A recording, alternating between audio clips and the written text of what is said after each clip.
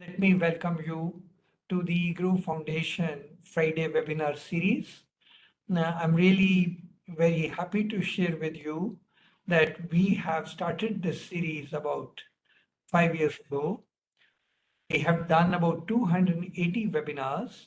Basically, we started when COVID was setting in, and we realized that it's very difficult to do research under circumstances. As you know, the EGROW Foundation is a research think tank based in NCR in Noida with a focus on research-based policy advice. Now, when we are working with policymakers, we realized that yes, on one hand, we can do research.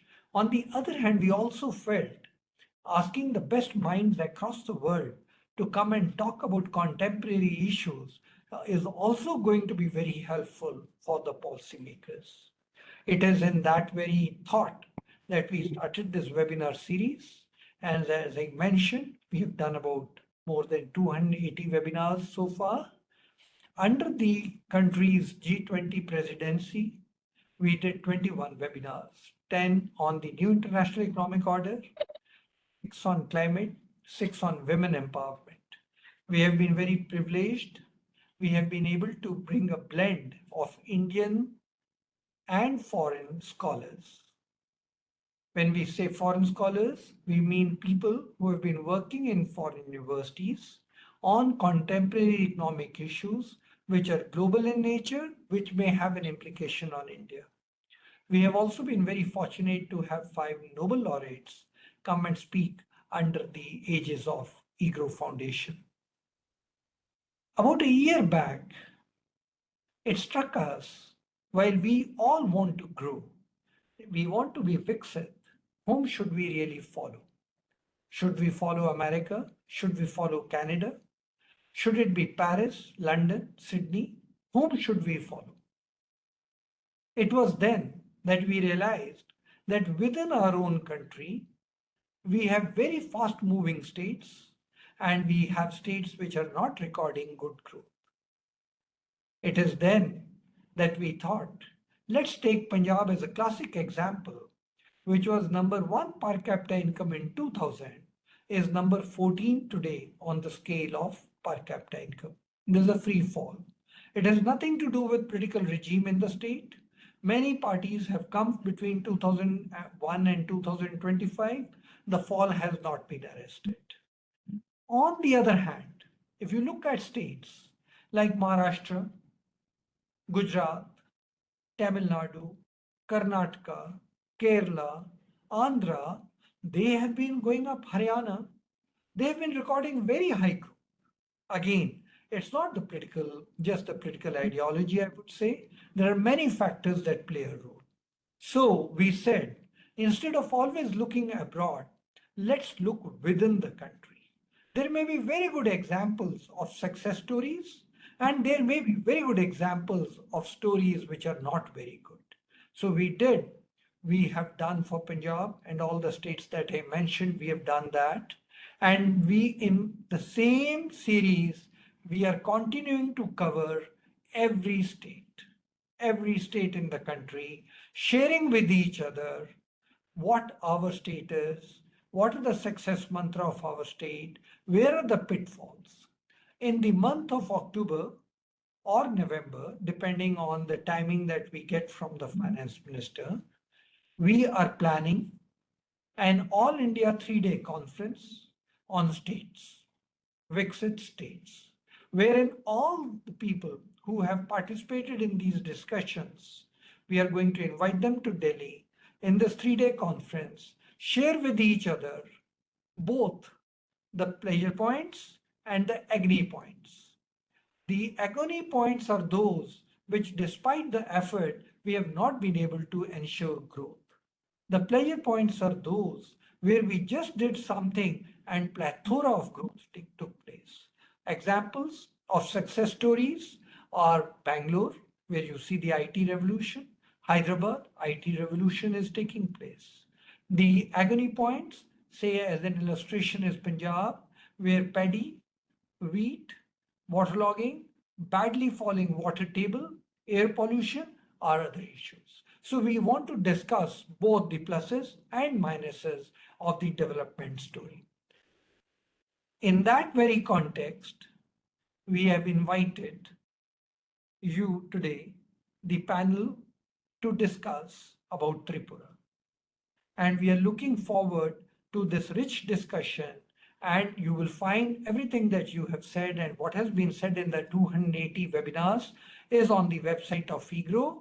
You can always assess it in great solid research point as well as starting point for young people. To do this session, I invited Professor Indraneel Bhowmik, and I was very lucky he agreed to chair this session. And then he invited a team of his friends who would give us the various phases of growth in Tripura. Many times I come from an army background and have traveled all across the country and then worked in the Reserve Bank, again traveled across the country. I still feel there are states about which we know very little. Tripura and certainly other states in Northeast are in that category. We in our country share so little about each of us that we know more about Paris, London, Sydney, but we will know less about our own country and our own states.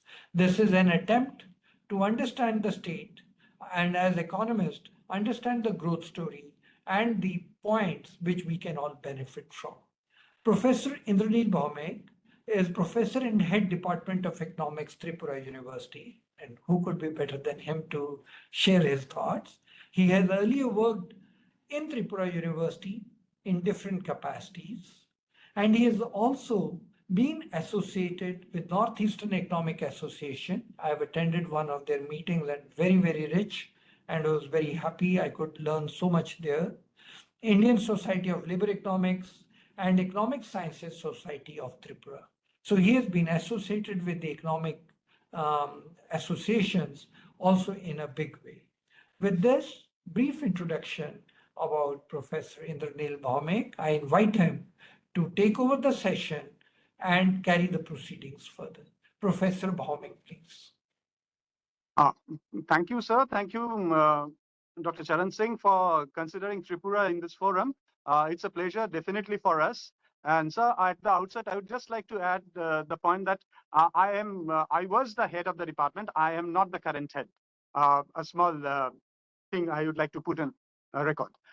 Sir, I'm very happy that today we have a panel which is mixed, and it's not just academicians. We have civil servants, we have technocrats, and definitely academicians to speak around. And to start off, I think it could be none better than Sri Kiran Gitte IAS, who is the Secretary of Industries and Health, as well as he is the Chief Executive Officer of Tripura Institute for Transformation.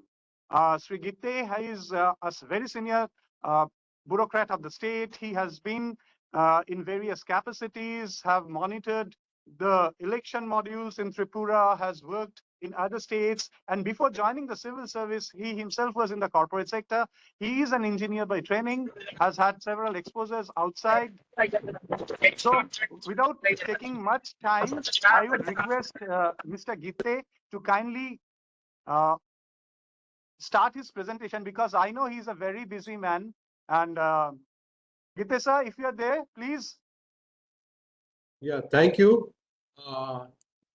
Thank you very much for inviting me for this very prestigious forum, the Foundation for Economic Growth and Welfare.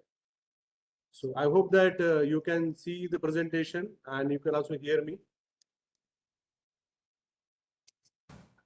Yes. Yeah.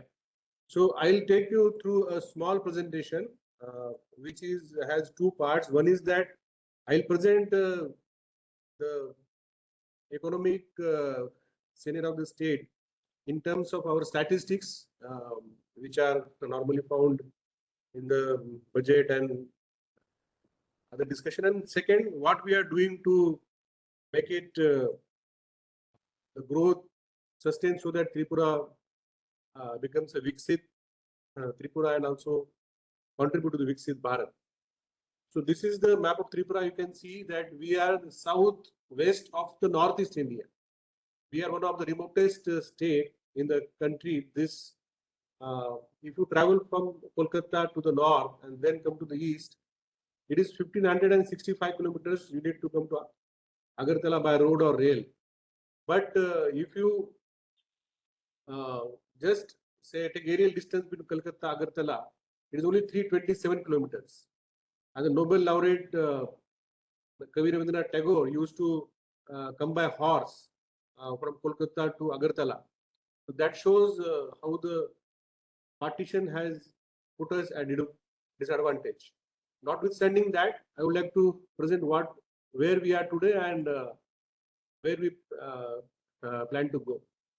This is a very brief about Tripura, as Sri Charan Singh ji was saying that we know little about each other. So here we are third smallest state in the country, but then small is beautiful as we take it. And we have a long international border, 856 kilometers. 84% of our border is with Bangladesh, and only 16% of the border is with Assam and Mizoram. We are a 4 million plus population. About 31% is tribal, 18% is scheduled caste, and we are the third literate state of India, declared as fully literate after Mizoram and Goa.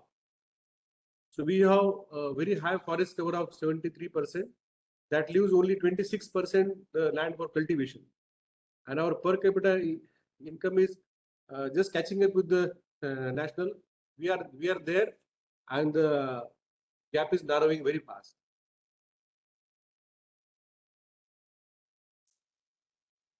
Yeah. So this is the growth rate of last few years. You see, in last 3 years, we are growing at about 16% plus. So we are very hopeful that this will be sustained over next 2 decades. As I was mentioning, this gap between national per capita income and of Tripura is narrowing. Now we are having gap of only 13,000. This is something which I would like to highlight, that the gross state domestic product we have been able to double in last 6 years. If you see the figures for India, we have been able to double in last 10 years. So what the country could do in say 10 years, we have done in last 6 years. So this shows that the small states, the so-called northeast and backward and isolated states, are now coming of age. Yeah, now I'll show what goes behind these numbers. So see, our tax revenue, we have a very narrow base of tax revenues, but we have a very healthy growth of 12.14%. So mainly the state GST, value-added tax, the state excise, electricity duty, road development cess, vehicle taxes, and land registration. So in terms of non-tax, we have a very strong reserves of oil and gas, and we charge some royalty on that. So in addition to some minerals which are found in our state, like clay, sand, ceramics, etc. Now the tax and non-tax revenue over the years have also shown growth, not very substantial if you compare with big states, but then here also we have been able to add, say, about 60 to 70% growth. Now this is a point of concern, that we have been able to double our GDP in last 6 years, but we have not been able to double our own tax. So we have a challenge of widening our tax as well as non-tax base. And a few years before, we were not doing much mineral exploration, but now we are working with the Mineral Exploration Corporation of India, that in addition to oil and gas, we are also looking for some major minerals, and like say countries in need of some say rare earths and other, say, like limestone, and which are anticipated in this part of the country. Yeah. So we get, in addition to tax and non-tax revenue, we also get the share of union tax and grant in aids. Now for the Northeast, you must be aware that we get the grants from the center in the ratio 90:10. which is given to other states 50%. So here you can see that in last few years, the Northeast has been given its due importance by Honorable Prime Minister calling it as Ashtalakshmi in place of the Seven Sisters. And this is also seen in the figures which are on the screen, that we are now getting almost double of the union share of union taxes and grants in aid. In last say 5 years, you can see. So these numbers have been almost double. So this is helping our growth. But then I am aware that we have to also work and also widen our tax base. Now, one of the good thing is that GDP is increasing. We are also getting the good share of taxes and central grants, and we have been able to control our revenue expenditure.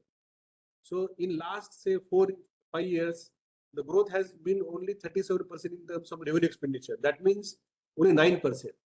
When we are growing at the rate of 16%, we have been able to control revenue expenditure.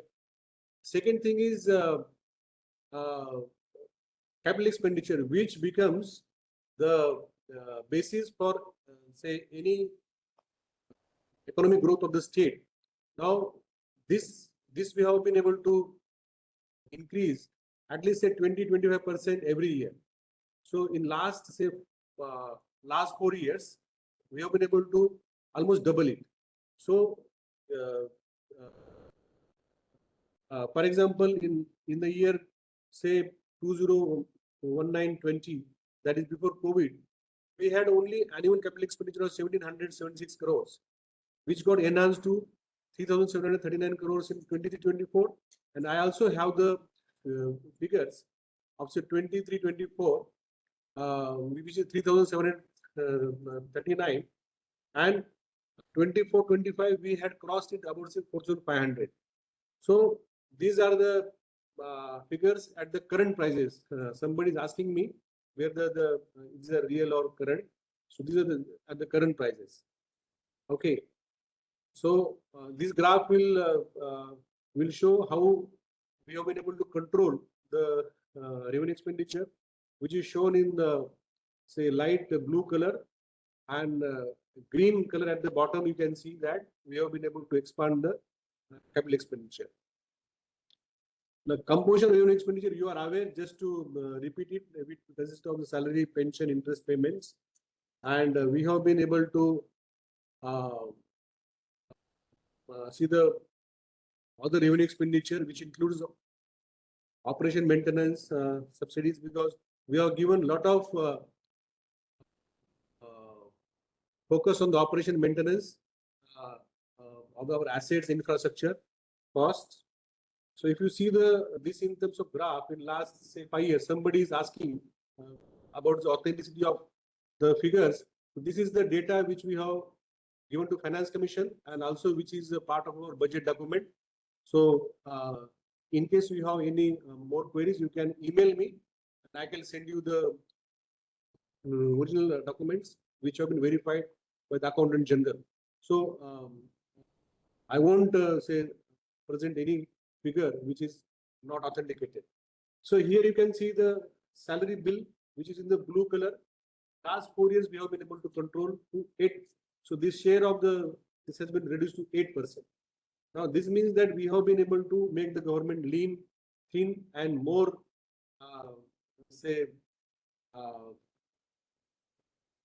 more minimum government and maximum governance, what we say in our parlance. Now, in case of pension also, there is a little reduction, even though we were late to introduce the new pension scheme in the state. We have introduced in 2018 only. Then we have been also able to control our debt. The blue, the dark green shows the interest we are paying annually, which also has been reduced. And other expenditure, which I mentioned, that we have been able to substantially spend our these savings into the social welfare schemes, the building and maintenance of assets. Okay, now committee expenditure, which is always, it eats into your budget, and lot of say big share is taken by this. Now here also I will have to present in the form of a graph that total community expenditure has been reduced by 11% in last just 4 years. So Finance Commission has on record said that the Tripura finances are one of the best managed in the country. So you can also Google it. They visited in the month of February, and they had their full team here, and they went into our all the documents for 3-4 days, and then at the end of that they said, so having say control over the community expenditure, salary bill, pension bill, so this gives us a very good room for the development. So I'm coming to that. Okay, so now as I was telling that the debt to GSDP ratio, which was about 39% in 2021, this has come down to 26.48%. So we have been able to reduce by say 12% by bringing economies and also tapping the central government funds wherever possible. So we have avoided the heavy borrowing, and we have also avoided off-budget borrowing to a large extent. So this is the graph. You can see the spike which we had in 2021 was because of heavy expenditure we incurred in the health sector in 2021 post-COVID. Now fiscal deficit also has been now say brought in control. Now this is a reverse graph, which was as high as 6% in say 29-20, which is now at just say 1% or even less than 1%. Now subsidies we give for agriculture, food and consumers, mainly for rations, some animal husbandry, as we have a very high potential here. If you can see here, we have divided into 6 sectors: agriculture, power, industries. So this subsidy bill has been say flat, because now we see that in our country, state after state are announcing freebies, but we believe that we have to give a good education, good say health facility, good skill development training, and people will take care of their own well-being. So we have been able to very economical as far as the freebies are concerned. We have been able to control it. So now local bodies, we have very strong local bodies in the state. You might be aware, Agartala municipality was set up in 1871. So it is contemporary of the then Mumbai and Chennai, Madras and Kolkata corporations. And we also have very vibrant Panchayat Raj bodies in the state. We are one of the few states where the Gram Panchayat also has say Gram Sabhas very active, and also ward committees are there in our state, which are not found in other states. And also in the urban areas also we have say ward committees. Okay, so this is fund availability for Tripura PRI bodies. So we have been able to transfer the central Finance Commission grants, state financial grants, and we have been able to, because here we can say that the blocks and Gram Panchayats are very strong. They govern autonomously, and like say other states, some states, not all the states, there is sometimes a tendency to run roughshod over them, but that is not the case. That is why we can see that in Tripura the utilization of the funds, whatever we give to the PRI bodies, is very optimal, because they decide themselves, they select beneficiaries, they monitor the schemes, they have their committees, they have their very close monitoring. We also have our autonomous district council, which is shown in red, which is about 60%, 68% of the area, where 34% of the population, mainly say tribals, they reside in the eastern part of the country, state, touching the Chitgaon hill tracts. Now we have been able to also spend good amount of funds on the tribal areas. If you see here, our total expenditure and the funds we have spent in tribal areas, that for say 34% of population, we are spending about 39%. So this shows that there is a social justice also in the government spending. Now, fund flow to the TTADC in last 5 years shown, so which is showing increasing trend. So even though there is an issue of say capacity to absorb the fund, but then there is a parallel administration. In addition to TTADC, the state machinery also has extended their arms in those areas. So wherever there is a issue of capacity, we also fill up through the state government departments. Now, challenges what we face in the state is the limited land availability. As I mentioned, we have only 26% of the land available for the cultivation because of high forest area, hilly areas. I already mentioned the distant location. The industries are not able to manufacture it here because they have to bring a lot of raw material from outside, and also if they produce in surplus, then they have to also take back the goods, finished goods. So, for example, we are the second largest producer of rubber, but then there is a huge transportation cost, which prohibits us from taking up the volumes further. We also have a very rich resource of bamboo in the state, but then again, we have the issue of transporting the bamboo sticks and other products to the mainland, and we have only 4 to 5 months limited working season.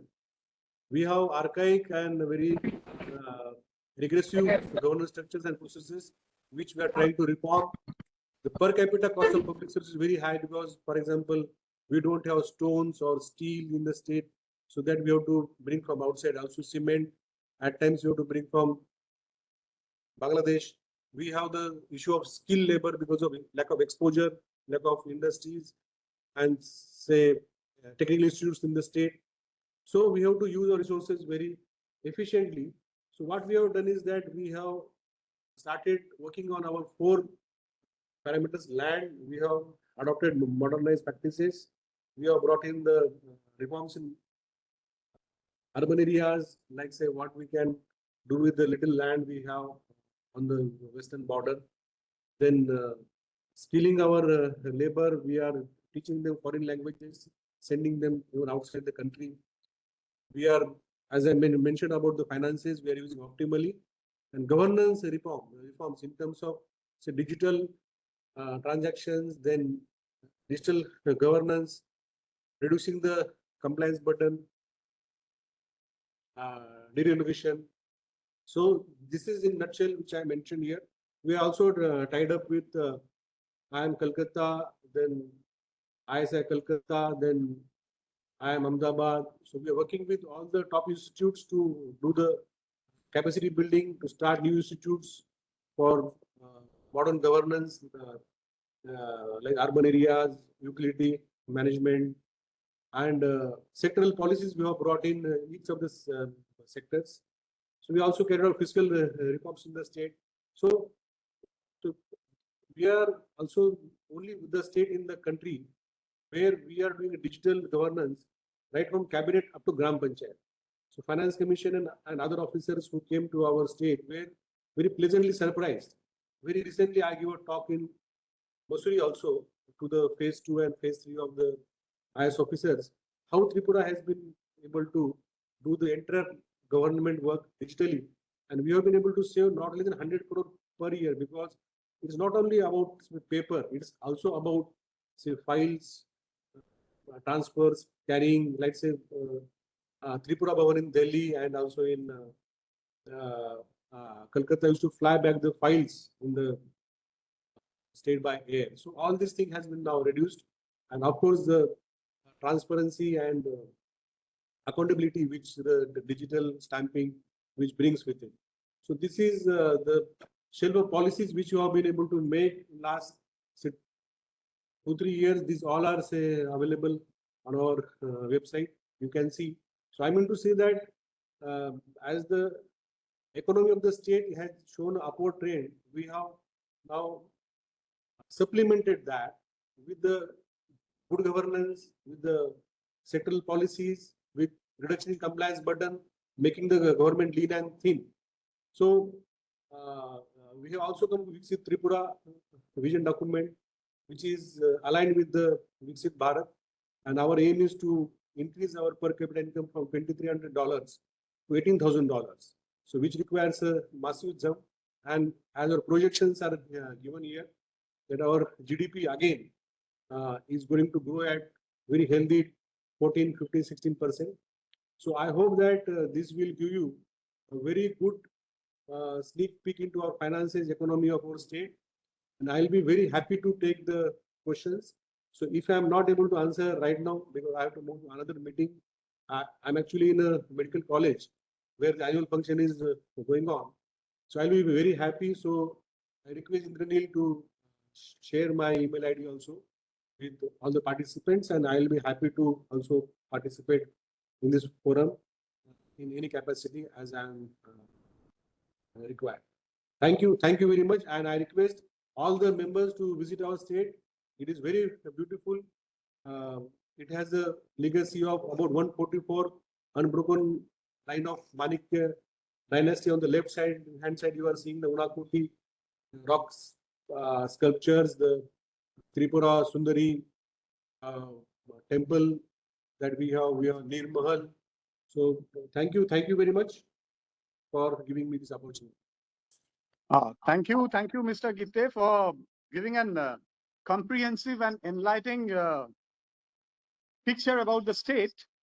So we have two more panelists, but I would just like to request all the participants that if you have any specific queries, I think we can take around 2, 3, or 5 minutes time here, and then we move on to other speakers. If any specific queries, or please feel free to text it to me in latter period. I will try to get the answers. I'll try to get the answers and share with you later. Charan Singh, sir, would you like to say something? I'm very impressed, though I had come to meet you and I came to see you there. But Indraneel, you didn't take me on the sightseeing tour, which he has just shown in the last slide. So I have a complaint against I you. didn't want to finish you with only one visit. I want you to come multiple times. This is so beautiful, so beautiful. And I just wanted to ask one question to you. Going forward, how are you really going to push the IT revolution in your state? And the other question is, you know that in South, we have Chennai, Bangalore, Hyderabad, and probably Chandrababu Naidu will bring up the fourth city now, and that attracts, actually that works like a gravitational force for people across the country to gravitate to South India. Is there any plan in your state to develop a hub as Chandrababu Naidu did in Hyderabad and is now planning to do in his new place? I'm not sure it's going to be Visakhapatnam or the capital which he's planning. Is there any such plan for you to develop a hub which would attract people either from Northeast or other parts of the country? So two questions. One is IT going forward and other is the hub. Thank you. Sir, I would just like to take a minute here.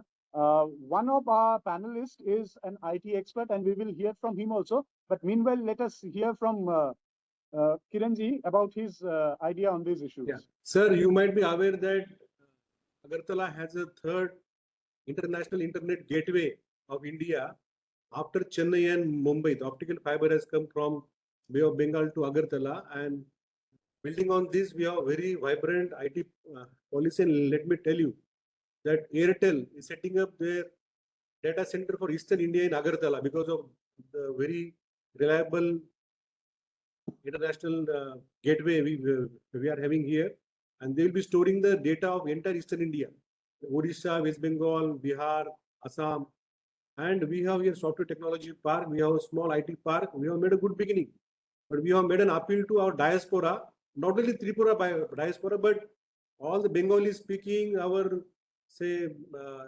indigenous people of our state and Northeast, and we plan to have a very big program on 9th of January, like say Pravasi, Tripura Vasi, on that theme, like that. So we are having very well-lit administration, very responsive and very alert. So I'm sure that, say, because we cannot produce the things because we are remotely located, but then we can produce the services which we can remotely deliver.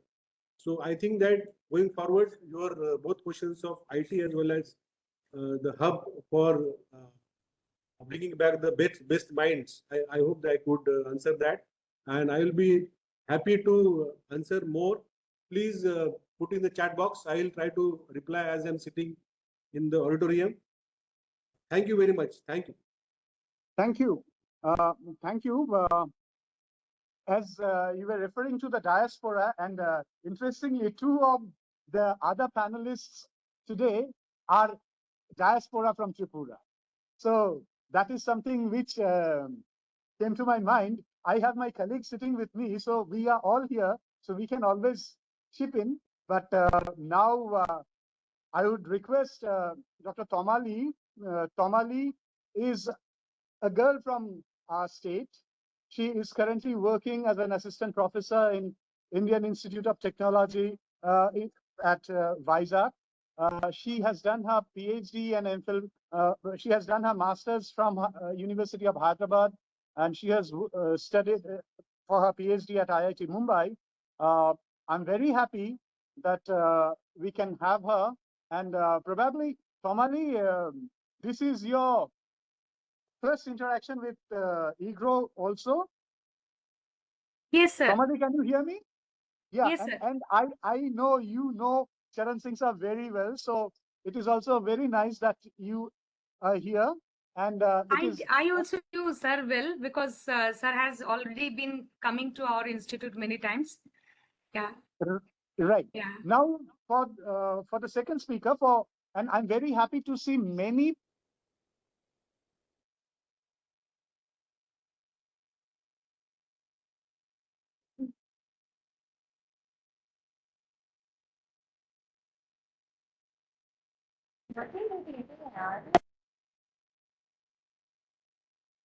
I'm sorry, there are probably, I'm not sure whether I'm audible now or not. Yes, sir, Fine. you're audible. There were some issues with my technical things. These are very common here. So Tamali is an economist by training. So we have heard the civil servant about particularly how the government is planning things out.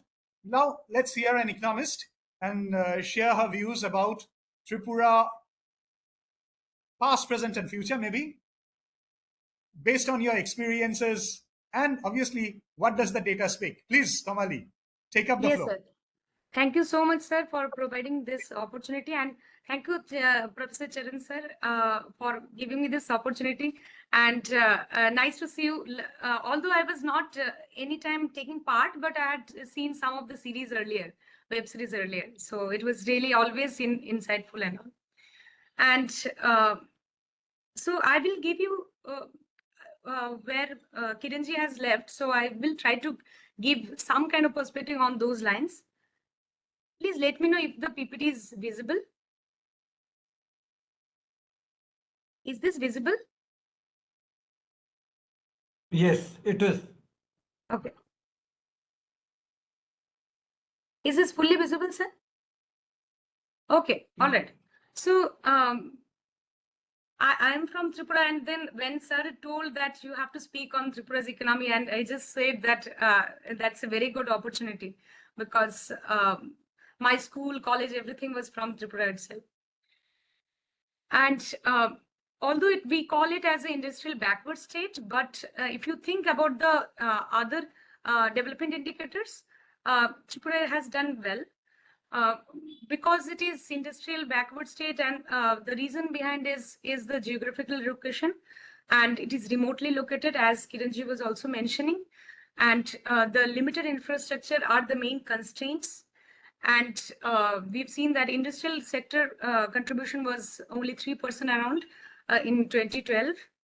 And if you see the sex ratio, which is 960 around, And the literacy rate in 2011, it was 87%. And in 2025, we have seen it is the third state in the top number of literacy, 95%. So I just thought of having some kind of comparison between where Tripura is, although we call it as an industrial backward, but if you think about the developmental indicators, if, for example, literacy rate, sex ratio, juvenile sex ratio, infant mortality rate, even for maternal mortality ratio, Tripura has been always doing much better than the national average. So if you can just see here in these figures, 2001, Tripura had literacy of 73%, which was much higher than the national average, 65%. And in 2011 also, it is having much more higher than the national average.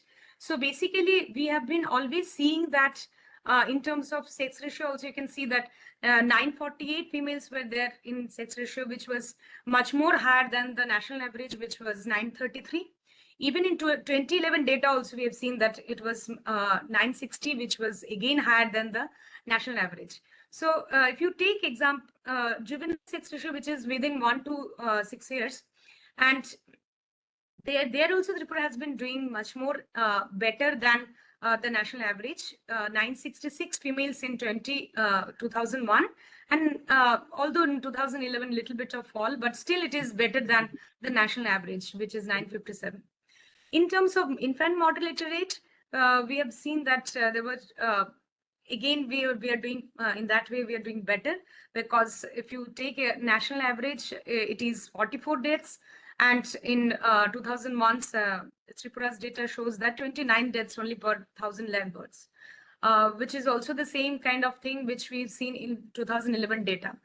So I just wanted to share this perspective that although we call it as an industrially backward, but there are so many positives in this state which we should be taking ahead, and then going forward, we can take those ahead and then build much more better future for Tripura.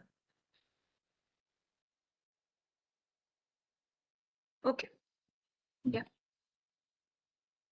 Yes. So now, I just wanted to give you some kind of perspective on the rural side of Tripura and the urbanized side of the Tripura. So if you see the Tripura's rural side, how much is the Tripura has seen their poverty reduction, the multidimensional poverty reduction from 16.62% in 2015 to 13% in 20. So in 2019. So basically, we, in this regard, I've seen some articles also which was talking about the rural sector's poverty, and I found 2 articles which is about Professor Shah and Debnath was able to make this analysis of the multidimensional poverty, and they found that they had actually taken this study in 2 areas, basically.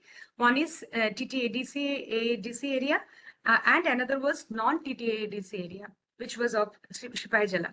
And they found that TTADC area had been found more poverty comparative to other one, and they had focused on the education, health, and standard of living. Another study which also by Shah and Debnath, they focused on the social and regional inequalities. So they had actually tried to find the social and regional inequalities, and they found that certain minorities are having more poverty than others.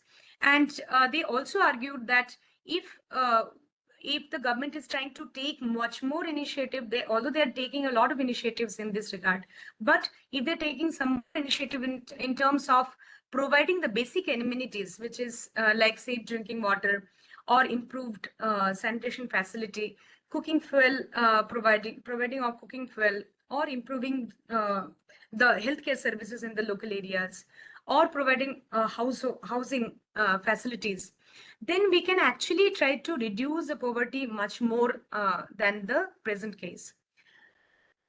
Now, I also want to give you some kind of perspective on the urbanization of the Tripura. So as we know that Agartala has been the capital of Tripura, and it has been fastest growing cities in Northeast India. And we have seen that how Agartala has expanded from 2001, where it was 16 square kilometer, to 2013, when it became 76 square kilometer. And urbanization rate is also, it is improving, although it is still 26% at as per 2011 data and 11 census data, and 73% is the rural rate. And in terms of literacy, as I mentioned to you, that 95% is that the present literacy rate, and urban literacy rate is around 93% or something, and that is when it was 84% in the 2011 data. So that time urban literacy rate was even higher than that, what was their average, which was 93% around. And but also we need to think that urbanization has some certain flaws also, so which has been in terms of unmanaged urban growth or environmental degradation. We have seen a lot of flood cases in current some last few years in Tripura, which was not there earlier. And there is an increase in the urban poverty also in so obviously that positive sides, as Professor Charan Singh was trying to say initially, that positives and negatives. So positive sides are very much there, but negatives also we should be taking into consideration, so that we can make it much more better Tripura, and we can go towards the Viksit Bharat. Here I want to emphasize this fact that Tripura is still having a lot of their contribution in GSDP from agricultural sector. You can see that there are data which has been taken from 2019 to 2020, 2021, and 2022. So basically, we've seen that agricultural sector is still a prominent one, although service sector is increasing, and that manufacturing sector is not so much. So what is that is lagging behind, that we need to focus on. So if you see that major industries which are existing in Tripura, there are, I've tried to focus in 3 categories on them. So initially we have tried to factor them into that rich in natural and renewable resources. So rubber, which is the second, Tripura is second in production of rubber, and bamboo, tea, cashew, fruits, spices, natural gas reserves. So these are the important sectors which Tripura has that natural endurance. And in the traditionally, the local tribals, they are very, very well trained in handloom and handicrafts. And so this sector of Tripura has been very much in demand, because handicrafts are very, very important, one important dimension of the industries in Tripura. And in the promising industries, so we have tried to take these industries like food processing, gas-based industries like fertilizer, power, ecotourism, because nowadays a lot of focus is going on to the ecotourism, because it can take the sustainable development also to a further extent. Then bamboo and rubber value-added industries, those also we can take as a promising industry. Now, I will try to focus on few industries here, and then before that, we will also try to see what are the policy support which has been given to the industries and the entrepreneurship. So basically what we can see that Northeast industrial policy, which has been given some kind of support in terms of giving them tax exemption for 10 years, or giving them transport subsidies, and also capital investment subsidies. And Tripura also has another scheme of industrial promotion scheme, which has tried to focus on the SC/STs and the women entrepreneurs, because they thought that that will be very good to promote them. And Tripura Industrial Investment Promotion Incentive Scheme, which also focus on the power subsidy, GST reimbursement, and capital investment subsidies. We also have so many other policies. Previously, Kiranji was also showing some of the policies. I have also thought of showing some of the policies, and then we can try to rethink over how these policies can take us to where we desire to go. Tripura startup policy, which is focusing on the collaborative design of with IIM Calcutta on the innovation park, and Asian Development Bank has promised to give some kind of fund location of $85 million for promoting the industrial infrastructure, and in terms of fruit processing and rubber, the state is also gearing up. And because of that, they have tried to set up a fruit processing unit in Dhalai under the PPP mode to boost pineapple farmers' earning, because Tripura has Tripura's main one of the main fruit is pineapple, which they do export also, and they tried to do GI tax on sabri banana, which is one type of fruit, one type of banana. Banana is one type, and then shidal sutki, which is a dry fish, and to access the premium markets, and so that the local branding can be improved. Tripura also has been focusing on rubber production, which is already we have told you that it is second largest producer in terms of rubber. And in entrepreneurship and employment schemes, we have seen that there are few schemes, which is Swavalamban, which is encouraging the self-employment, state skill development program, or they are also trying to target 2,500 new ventures in this kind of scheme. TIPIS scheme. So basically, all of these are trying to boost the local economy in terms of giving them entrepreneurship, or giving them some kind of boost in startup, or whatever is the local possibilities are there in terms of fruit, in terms of bamboo or handloom, or these things. Now, I will try to focus on few industries, and the handicraft and handloom industries. This is a very traditional industry in Tripura, and in Northeast, handloom and handicraft is very important activity, because a lot of people's economic activities involved to this. Many people artisans are getting a lot of income because these industries are still running. And they also have a distinctive feature, and in terms of their handicrafts, because they're using the bamboo and canes items, and to make different type of furniture are there. So Tripura also has Purbasha, which is run by government, and they also do the lot of furnitures they make, and which are very, very beautiful, and as well as it is very sustainable. In terms of decorative crafts, there are lampshades, wall hangings, mainly made from the bamboo and cane. And in the textiles, they have Risa, Rignai, they have tribal garments. Also, they have their handmade saris. Almost more than 25,000 artisans are engaged in this handicraft sector. Mostly they are from rural and tribal backgrounds. Now, I will try to focus on the ecotourism industry, because this is also one of the promising industry which is in Tripura now. And because Tripura already has, as Professor Charan Singh was mentioning, that it is having a lot of beautiful places, locations to see. So in terms of ecotourism, Tripura is very rich in culture, tribal culture, then natural diversity, which is a very, very important location for ecotourism. And government of Tripura is also doing some kind of activities with Swadesh Darshan. They're trying to align with the national schemes of Swadesh Darshan and Prasad for integrating the sustainable tourism. And homestay also is one of the, so there are policies which are on the homestays also. Tripura government has taken so that any kind of issues are there, so those can be solved.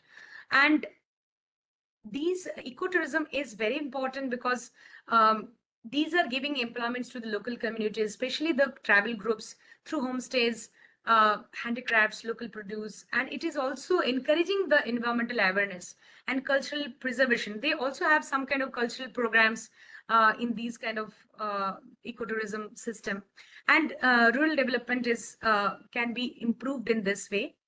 However, still, tourism in Tripura still suffers because of certain things which we see that inadequate transport, still some kind of inadequacies there in infrastructure also. There are limited air connectivity because if you want to go to Tripura, you need to take air mainly because the train and bus services are taking long time to reach to Tripura. So many people to reduce their time in travel, they take air, and which is not so cheap and affordable.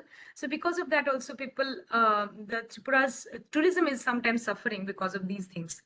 And also there is lack of high quality accommodation and trained hospitality staff. So because of that also sometimes the tourism is suffering. Now, coming to agro industry, Tripura's agrarian economy supports nearly half of the population because mostly area is hilly terrain and only 27% of the land is cultivable. And rice is the main crop here, and pulses, jute, rubber, horticulture. These are also important crops. And in the horticulture, pineapple, banana, mango, cashew, lychee, lime, these are the main products. In Tripura, they have also started a agri-export zone, which is AEZ, for pineapples, so that they can do the export of the pineapples properly. And with the government's Viksit Krishi Sankalp Abhiyan, they have also tried to reach to 1.95 lakhs farmers. Among them, 34% are women. And this has been a very important steps because it is promoting the climate resilient farming and the value addition practices. And Tripura's rubber production is also increasing, and we have seen that it has doubled from 91,500 tons from 39,000 tons in last 10 years. And we've seen that there is one study by Professor Bhowmik and Chauhan, and what they have tried to focus on the rubber tappers who are very skilled. However, they're not getting all kind of access to the resources how they desire. But they have also tried to find an interesting observation in this case that the tappers who are working in the newer plantation, they're generally younger in age. And because they're younger in age and because they have comparatively better education and asset and household income, they're also trying to diversify their livelihood options. They're only not focusing on the rubber tapping, they're also trying to diversify their livelihood options. Now, what are the challenges? Still, we've seen that we have not reached to that manufacturing high level. And what are the challenges? What is keeping us behind? So main challenge is the remoteness, as it is landlocked state, and there is a poor market access, and transportation cost is high. And despite of these favorable policies which we have seen, and even Kiranji has mentioned about them, we have seen that there is a low industrial establishment because of that. And private sector investment is also very low. And resource constraint Tripura, although there are a few crops and things which is resource, it's not really resource constraint, it is resource surplus. But there are certain things where Tripura is lagging behind in terms of resource constraint. And it is environmentally sensitive because 73% of or more than that is under this forest cover. So we need to be very, very careful in taking any steps behind steps ahead whenever we are doing any kind of development. So it should not be in the trade-off should not be the forest covers and all. So even development is required, but not at the cost of the forest cover. So how can we move towards this steps towards the sustainability? As we know that Viksit Bharat has various goals. The long-term goals are there to have sustainable, inclusive, and technologically advanced growth. And the main pillars are renewable energy, circular economy, urban resilience, climate smart agriculture, ecosystem restoration, and net zero emissions. And we are seeing that Tripura is going towards that lens of the Viksit Bharat, because in certain aspects, they are trying to reach that level. If you take example of farmers empowerment and agri programs, 1.95 lakh farmers have reached the they were reached via Krishi Sankalp Abhiyan, and there were also high female participation in this. In terms of renewable energy and clean access, we have seen that there are rooftop solar plus microgrids. Then 80,000 houses were targeted because of that. In terms of connectivity, they are trying their best to reduce that gap of connectivity. And Maitri Setu is, they're trying to operational that Maitri Setu. And in terms of education, we've seen that Tripura has gone far ahead in terms of literacy rate. Now, at present, it is in the third state in the top literacy rate, having 95.6%. So how can we see that from 2011 to 2023, have we progressed in terms of sustainable development in Tripura? Yes, we have done a lot of changes, because if you focus on the environmental side, there were initially very limited policies in 2011, and but in 2023, the policies have been much more, and it has focused on renewable energy, green transport initiatives. In terms of inclusive growth, there are focus on the TTADC areas, as Kiranji was also mentioning. The poverty reduction is also one of the focus in 2011, and now 2023. They are trying to focus on the women, youth, SC, ST, OBC empowerment. We are trying to do at par with the Viksit Bharat.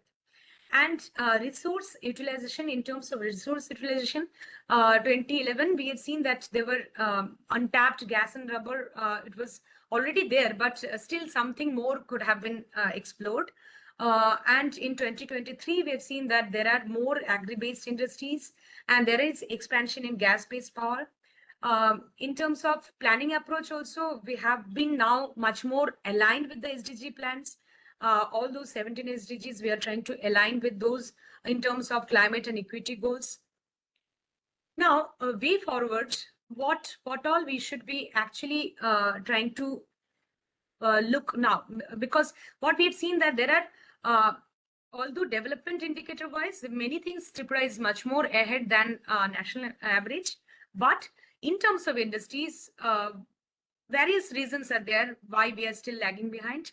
Either it is a remote access, we are having the landlocked state, and because of that, transport issue is there.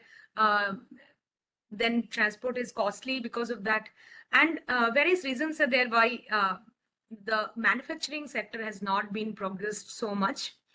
But still, there are scope, and there are a lot of untapped industry potential.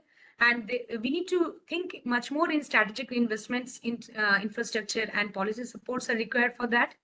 Bamboo, rubber, and food processing are the future growth areas, which will take us towards the sustainable development goals of the Viksit Bharat by 2047. And ecotourism should be encouraged, because this can uplift the local economy. As I told you earlier, that we should be uplifting the local economy rather than doing a trade-off between the nature. So with that aspect, I will try to thank all of you, and I'm open for the questions.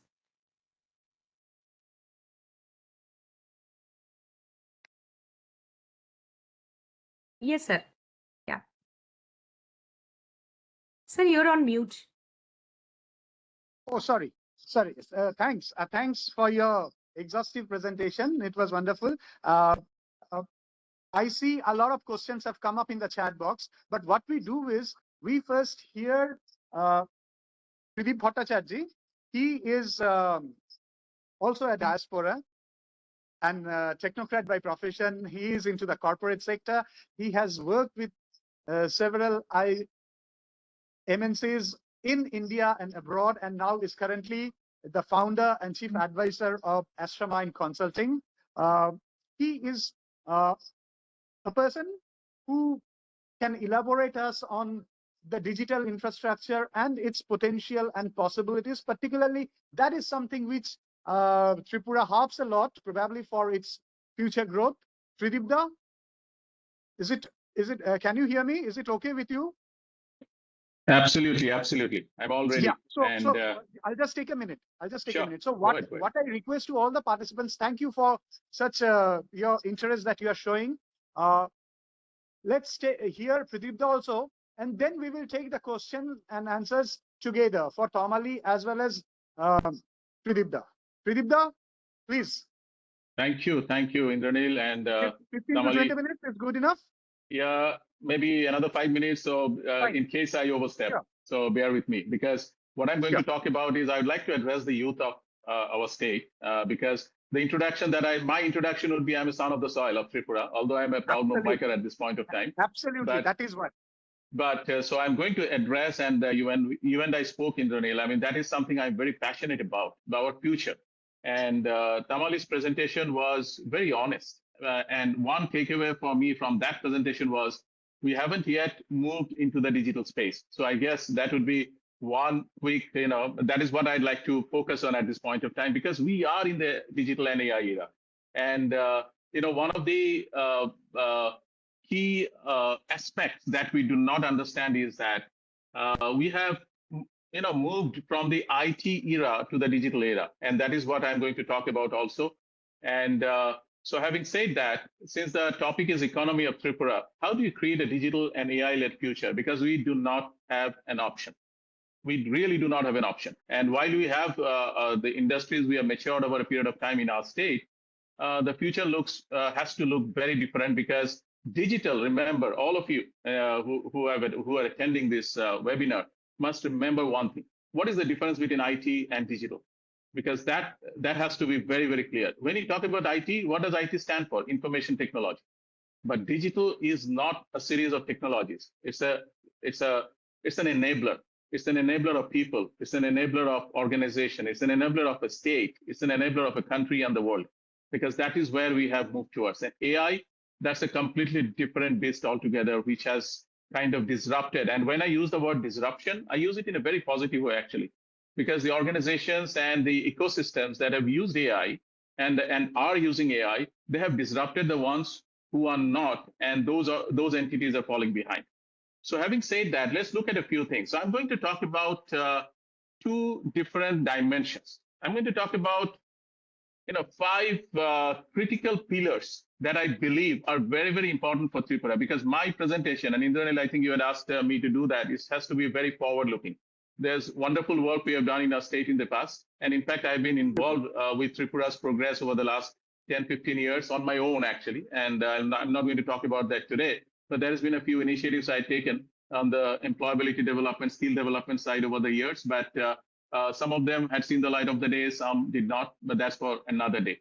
Now, as we look ahead, what are we going to? What are the pillars that we believe would be very, very important? So this is the first one, the human capital and capability development. So without that, and I must tell you this, that if you see the future, I believe I'm really a firm believer of the fact that a digitally capable Tripura, I'd love to hear the word digital Tripura, right? So that should be a part of the lexicon in Tripura now. So a digitally capable Tripura, I'm sure, could be an economy growth engine for the Northeast, driven by technologically enabled people and using digital as an enabler.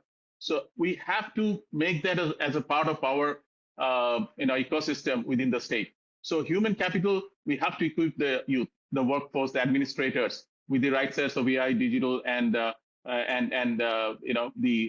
various data tools.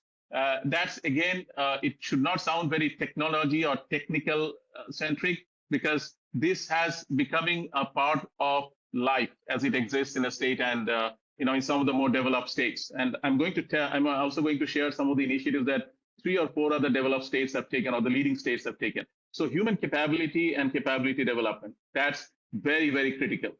Second would be the digital public infrastructure and governance. And as I said, let's look ahead the next 5 years, the next 10 years for Tripura. We have to build a very strong foundation to improve the service delivery transparency and of course the trust. Because if there is no transparency, what does digital bring to us? Digital provides us transparency. Look what UPI has done to the country. Transparency, service delivery. We are a different country altogether thanks to the initiatives our government has taken at the center. So now we have to ensure that some of those are also implemented in our state. So digital public infrastructure is the key. And the way our conversation, our planning, our strategy must see a shift in that sense. So that should include the infrastructure as well as the governance. Then we have to look at innovation. I had the good fortune of spending a few years in Silicon Valley. So what I saw there was innovation. And I borrowed something from Google, which I'm going to share with all of you here, is how they innovate. So innovation has to be a culture of a state. If we do not have innovation as a culture, we are going to struggle. We are not going to survive, let alone thrive and grow. So, and when I say we, each and every individual, right? So what is a state? A state consists of people. So for a state to grow, the people will have to grow. So innovation has to be a culture, and innovation will lead to startups, and startup can only happen if there is an entrepreneurship. So now what you need to do is we have to have a very robust startup ecosystem that will have to drive the job creation. And I had presented to Tripura, to the government a few years back. I believe that Tripura could be, my pitch was that Tripura could be the Estonia of our country. You remember Estonia is a very small country, but Estonia was the country that gave the world Skype so many years back. And it is so technologically advanced. The advantage of our state is that it's very small. That's a huge advantage in the digital era, because we can be nimble. We can move fast, unlike the larger states of our country. We can innovate. We probably, if we want, we can get rid of a lot of red tapeisms. So those are the advantages we have as a state. A small state is not a disadvantage at all in the digital era. So we need to create a lot of IPs. And to all of you from the universities, please create IPs, and the IPs need to be part of the global innovation engine. And we'll have to be driven by local innovation, and because all of you understand the local requirements much better than people in the rest of the country and the world.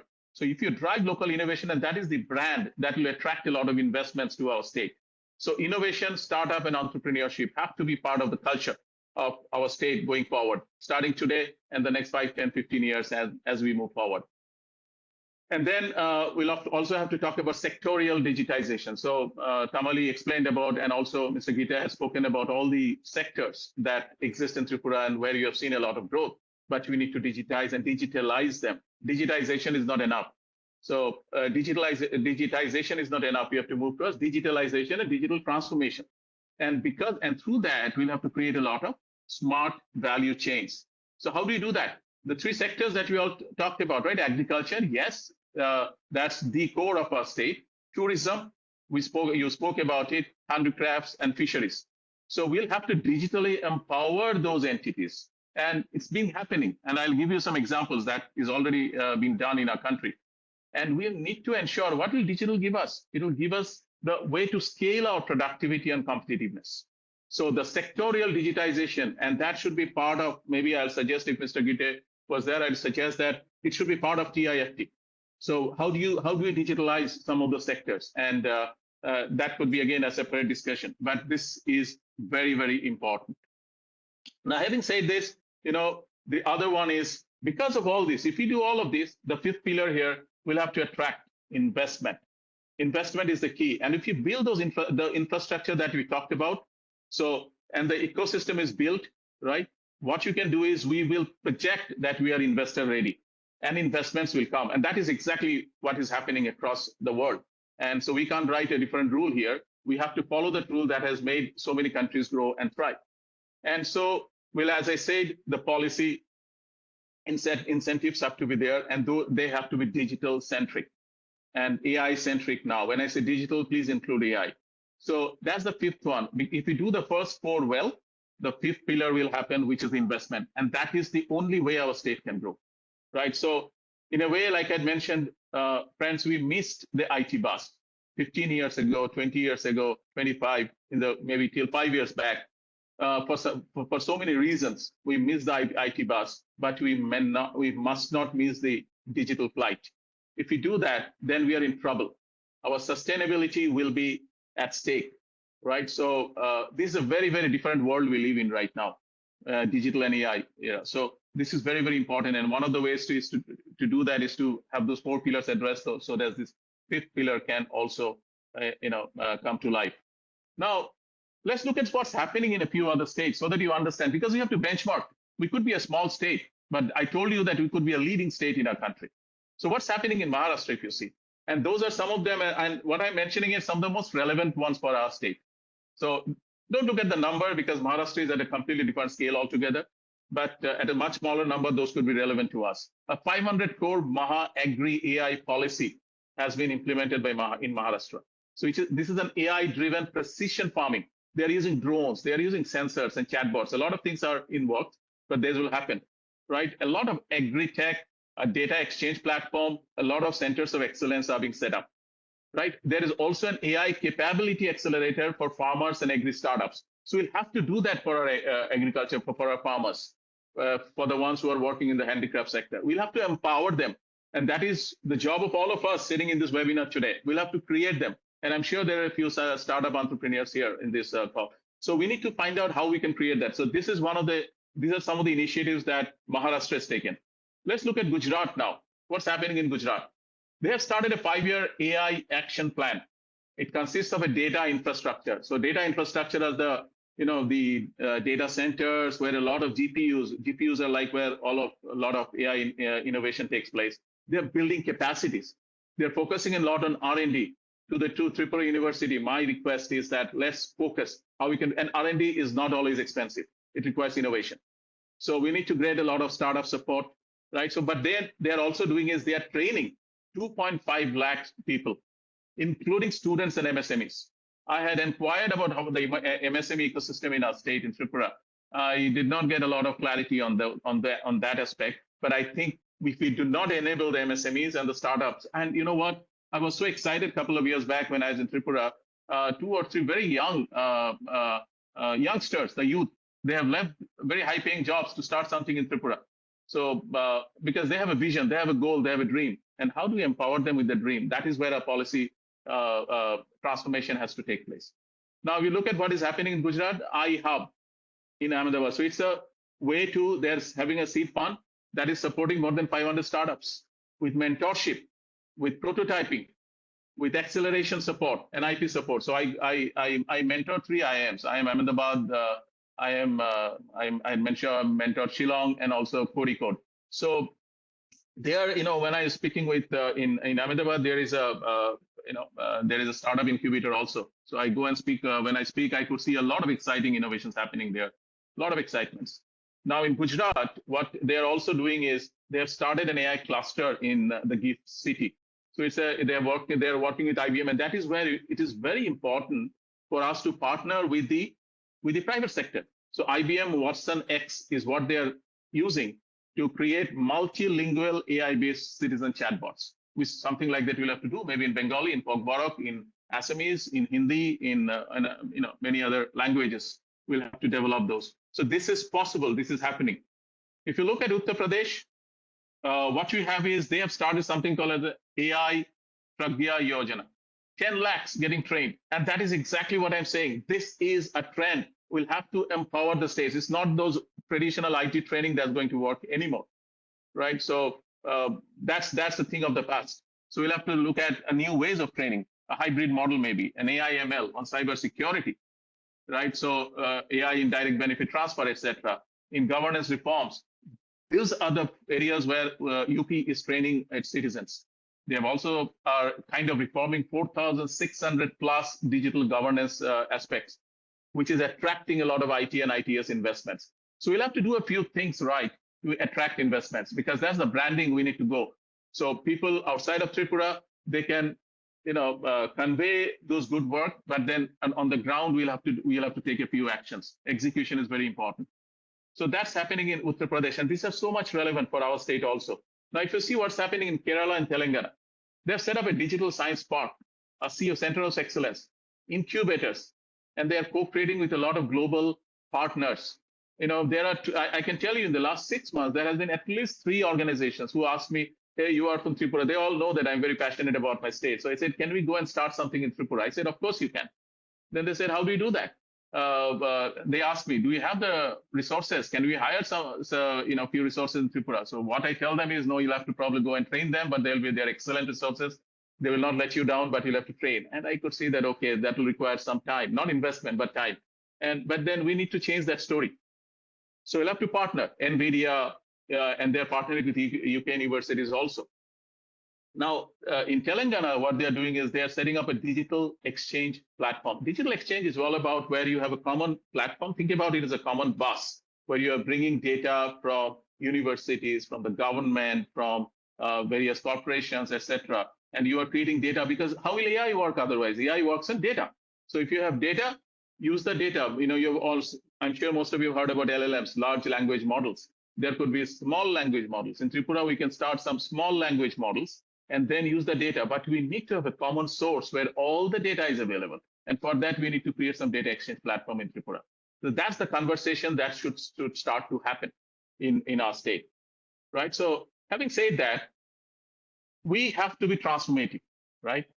Now, let me share something, and that probably all of you can take away with yourselves and think how we can do that. And I said I'm borrowing it from especially from Google, where I heard those words, and also maybe a lot of other companies that focuses on innovation. Moonshots, have you heard about it? And that is what is important for our state. Moonshots are a groundbreaking stuff. You have heard about when Google started their search engine, when Google talked about the balloon for internet, when they talked about the self-driving cars 10 years, 15 years back. Moonshots are the ones that are almost impossible to achieve. And for you, the youngsters, you'll have to be bold enough and creative enough to be ambitious, because that can create you not 10%, but 10x growth, right? So in some initiatives have to give us 10x growth in the state. They are ambitious, groundbreaking ideas, disruptive ideas, transformative in nature, right? But they are very high risk and high reward. And that is where we need the policy support from the government.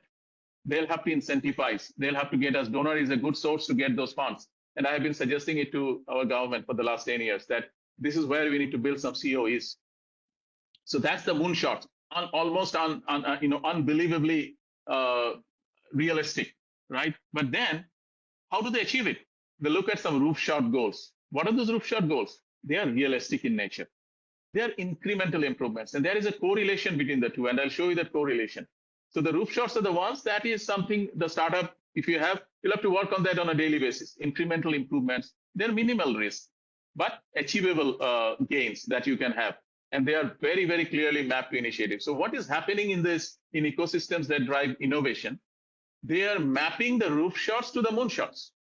So if you see, there is a clear math here, an equation. If you achieve 0.75x every quarter of growth, you can have a moonshot goal achieved in 3 years' time, right? So 3x in 1 year. So you achieve 0.5x in every quarter, almost 3x in 1 year, 10x in 3 years. So that is the formula that they use to innovate. And we need to bring it as a part of whatever incubations we have in Tripura.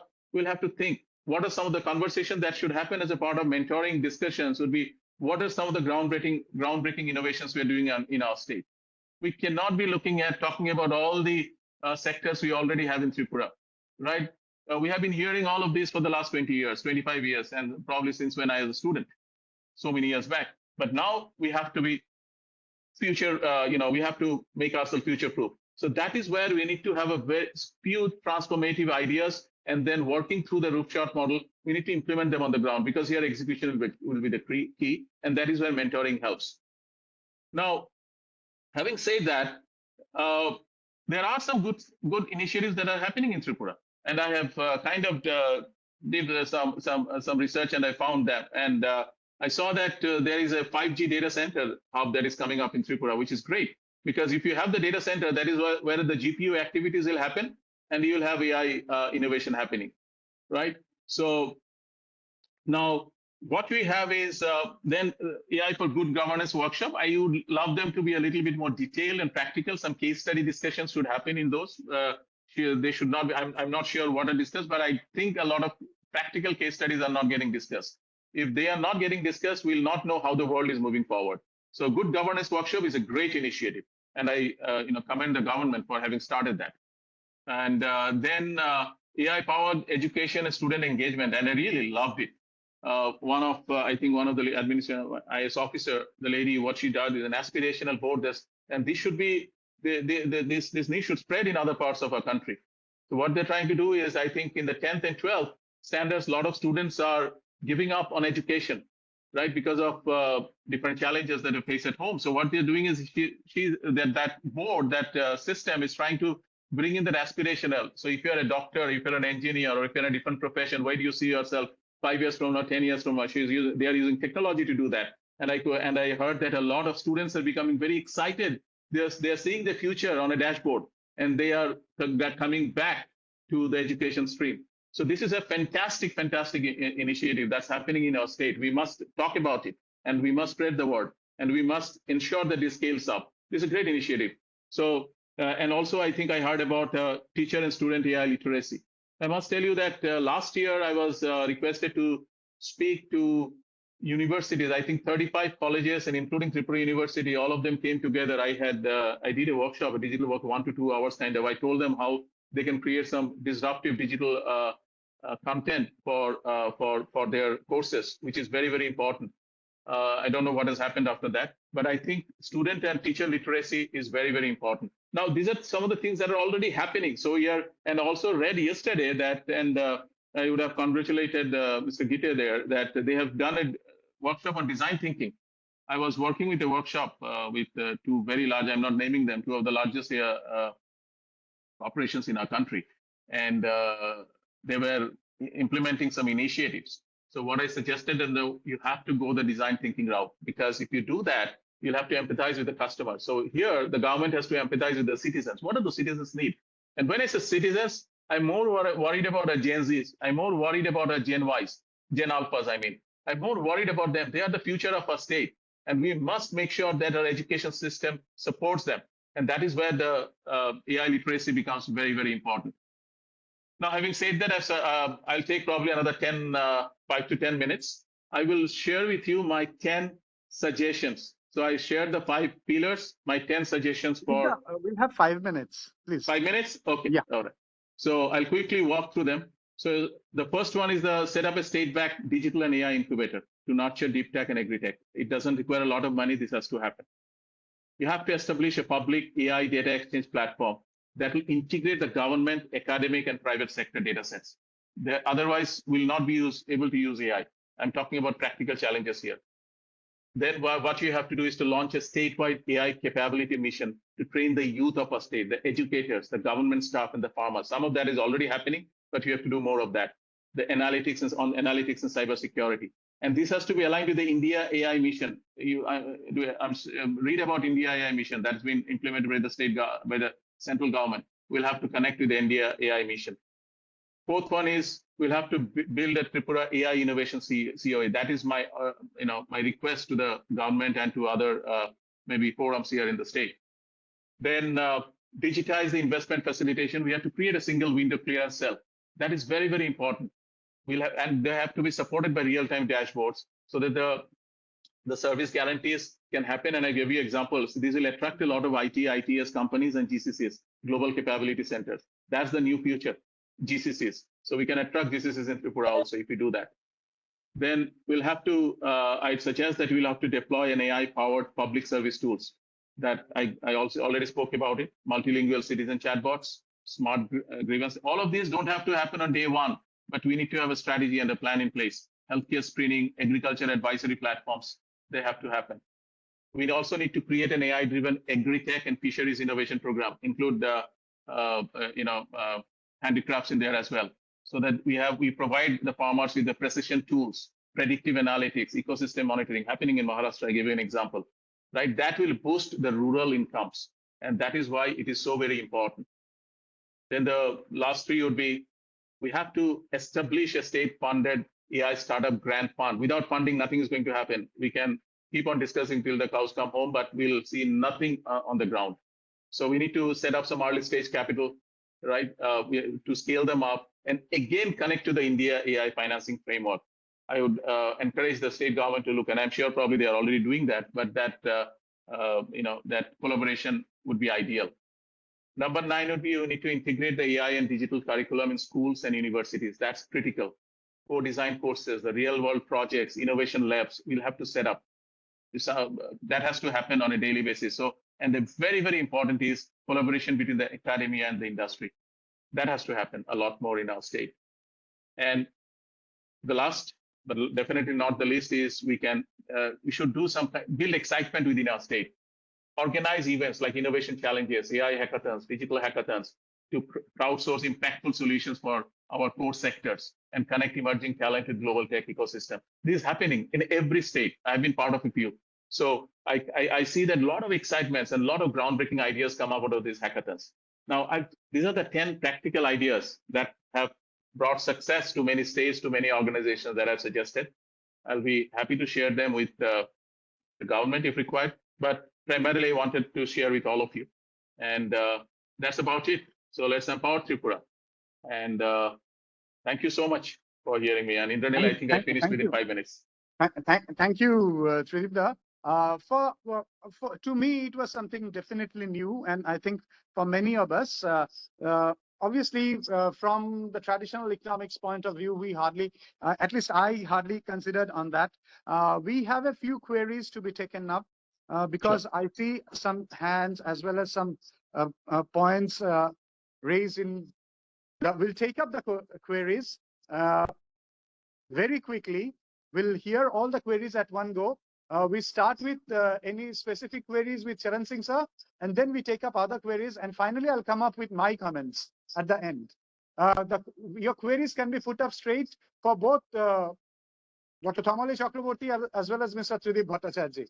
And also if Mr. Kiran Gitte is here, you can address it to him. If he is not around, obviously I will make sure that it reaches him and we'll get a feedback from him later. Sir, we start off with you. Sure. Tamali, I just want to... Sir, before 1 second, 30 seconds, I would just like to share that I'm extremely grateful to my colleagues from the Department of Economics.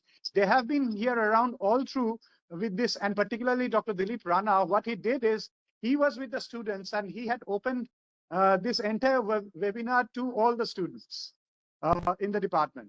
So that is something that, that is the kind of excitement that we have in our department when we talk about the economy of Tripura. Yes, sir, please. First of all, I must tell you, Professor Tamali, I was very impressed. The way you do the whole landscape of Tripura, a person like me who did not know much was really on top of it. So thank you very much for that analysis, and that, I think, very sharp analysis. And I must also thank you because the picture that you drew at the end and told us about the future and digital Tripura, I think that's a fantastic idea. I'm really impressed, and I really want to thank you for that. I also feel a state like Tripura and people like you who are working so hard, and Tripura has such big potential there.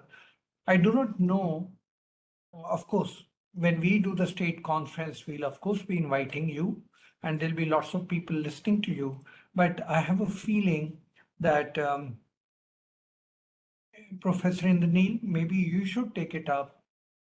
If you can, listening to all three of you, the civil servant, the academician, and the practitioner, a passionate practitioner from the market, if you can, have a 2-year plan of Tripura 2047. And there should be quantifiable parameters. Say you have a 10-point progress and a report on that. How are we progressing towards it? And to my mind, because Northeast is still very virgin and there's much to be done there, and there is so much of potential there, I have a feeling that if you can set an example by saying, here are quantifiable parameters, which every 2 years we are going to monitor till we deliver in 2047. And that will help all of us to think, because you have a very clear plan. You have a 10-point suggestion to take Tripura forward. Now, under that 10-point suggestion, where are we really going to head? And I think you've chosen a very good comparison with Gujarat. And when you talk of Ahmedabad and you talk of the gift city, they are sort of the benchmarks now in the country. I've myself been thinking, why can't we have something like a gift city in four or five corners of the country? And they then serve as hubs and attract talent and skilled people, and they do thinking thing.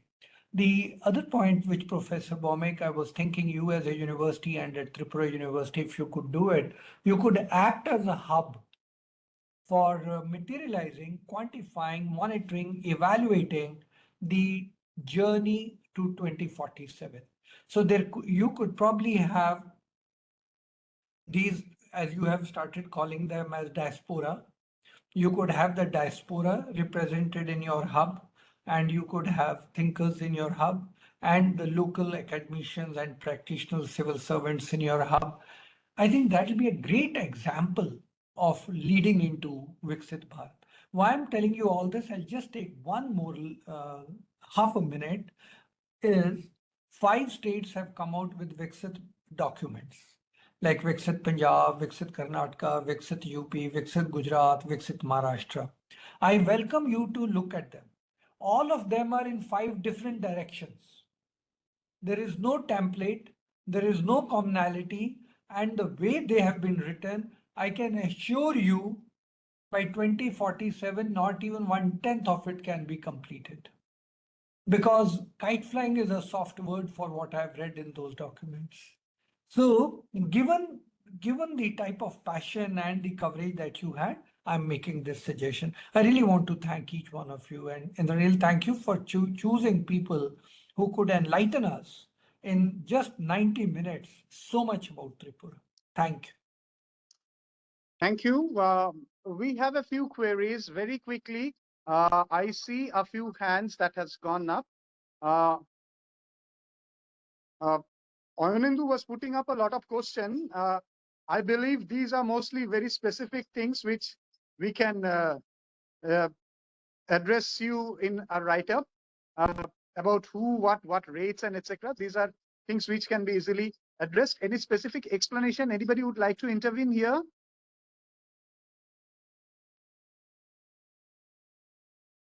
There was a query from Shubhodev.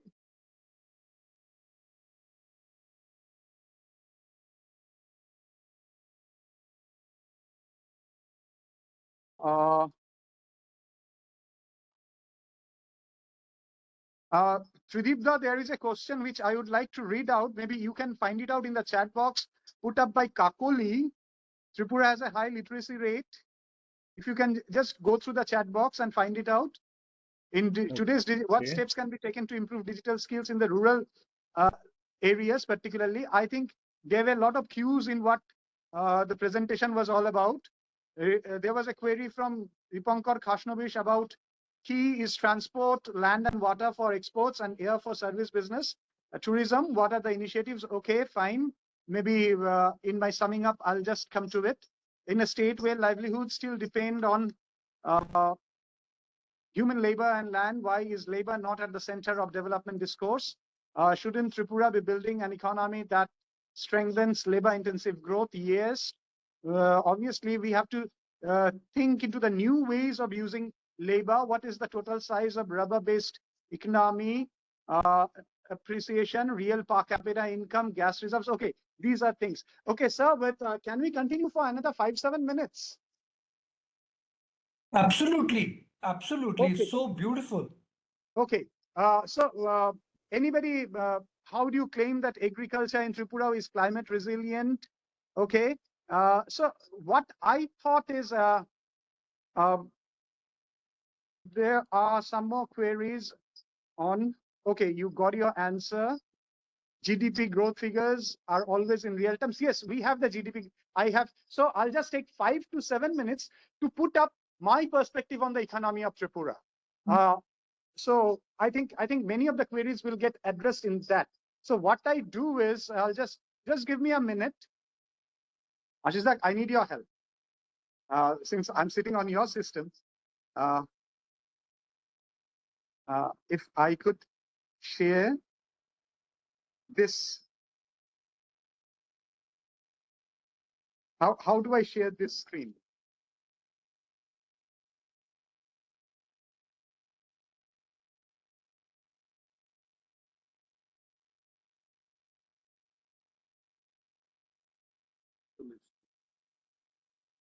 Okay, I think this is the share one. Just share. What do we want to share? I want to share for text and images. Okay, I'll be sharing. Where is that? It's in the window.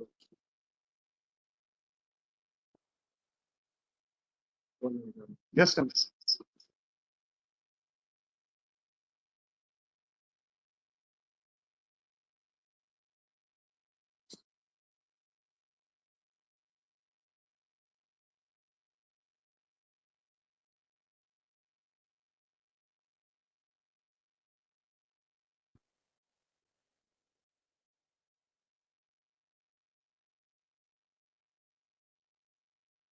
Just click on enter screen. I think I'm not sure whether this is going to come up or not.